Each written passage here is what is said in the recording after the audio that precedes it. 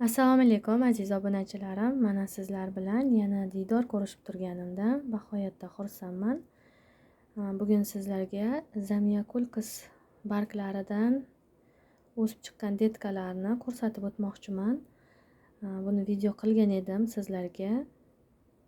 Marta o'stirib ko'rmoqchi edim, tajriba qilib. Mana ko'rib turganingizdek detkalari uyg'ona boshlagan. Xuddi fiyalkalardek marta qo'ygandim. Mana sensifon ustidan mana bunaqa selofan qo'yib, bularni nimalarini ham, gruntlarini ham xuddi shunaqa qilib torf bilan faqat penoplastni aralashmasiga barglarni ekib qo'ygandim. Mana detkalari uyg'ongan. Mana bularni hali detkasi uyg'onmagan, lekin asosiy qismini detkalari uyg'onib qolgan. Mana bunda barglari o'lib qolgan bo'lishiga qaramasdan mana 3 ta detka uyg'ongan. Bunda ham xuddi shunaqa holat. Mana tanasini ekib qo'ygandim. O'sha tanasidan mana detkalarni uyg'onganligi.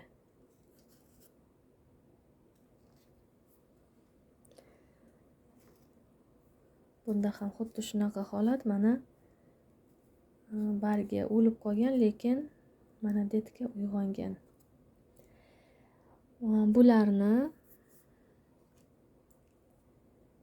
mana aminotsid organik ozuqasi bilan bir oyda 2 marta oziqlantirdim. Salika firmasida qarashli bu ozuqa. Bu juda katta idishlarda sotiladi. Mana shuni o'zi ancha vaqt ketadi. 1 litrli suvga mana shunaqa shpritsda tortib olamanda 1 gram solib, bularni mana shu idishiga chekkasidan bittasini mana shunday olib quyib chiqaman.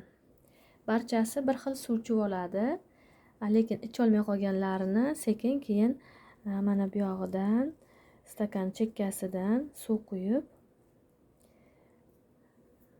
oziqlantirib turdim.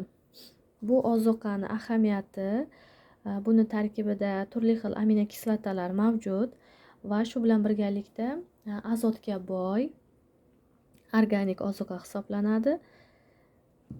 Amino guruh qatoriga kiradigan, oqsilga boy. Bilamizki, o'simliklar ham aminokislotalardan tashkil topgan. Aminokislotalarni o'zlashtirish kerak chekkadan, organik ozuqalardan. Albatta ular uchun ham kerak va shuni hisobiga bular kuch yig'ib olib o'sishni tezlashtiradi. Bu stimulyator vazifasini ham bajaradi. Undan tashqari bularga bir oyda 1 marta sirkon suyuqligidan 1 litrga 2 tomchi solib sprey qilib turaman. Barcha gullarga o'sha vaqtda bu barglarga ham sprey qilib qo'yaman. Va monokali fosfat, mana ko'rib turganingizdek, mana shu monokali fosfatdan ham 15 kunda 1 marta oziqlantiraman. Bunda fosfor, kaliy ham bor. Mana bunda esa aminotsid ozuqasida esa asosan azot tarkibli organik ozuqa. Mikro, makro elementlar ham mavjud bunda. Monokali fosfatda esa o'ziga yarasha fosfor, kaliylar, azot ham bor. Mana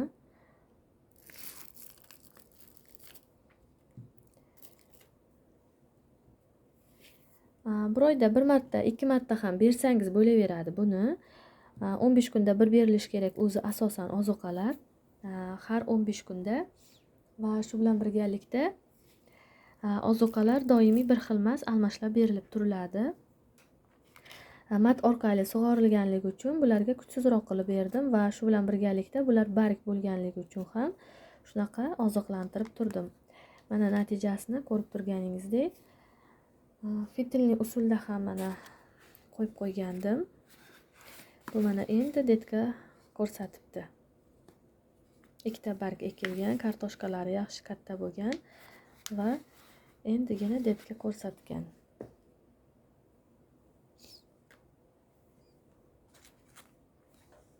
Mana bu esa ancha vaqtdan beri turibdi. Mana 3 ta barg. 3 ta bargdan mana bu detkachalari mana shunday bo'lib o'sgan. Bu ham mana fitil usulda. Grunti xuddi fiyalkani gruntidek. Verxovый torf va penoplast. Shu bilan birgalikda qo'shimchalardan Fitosparen, Actara ham qo'shib qo'yaman. Mana ko'rib turganingizdek. Mana ba'zilarda mana hali hech qanaqa detka uyg'onishi yo'q. Lekin hammasi bir vaqtda ekilgan. Lekin ko'rinishi yaxshi. Albatta bular ham detka hosil qiladi degan umiddaman. Aziz obunachilarim, videomiz yoqqan bo'lsa, like bosishni unutmang. Keyingi videolarda ko'rishguncha omon bo'ling.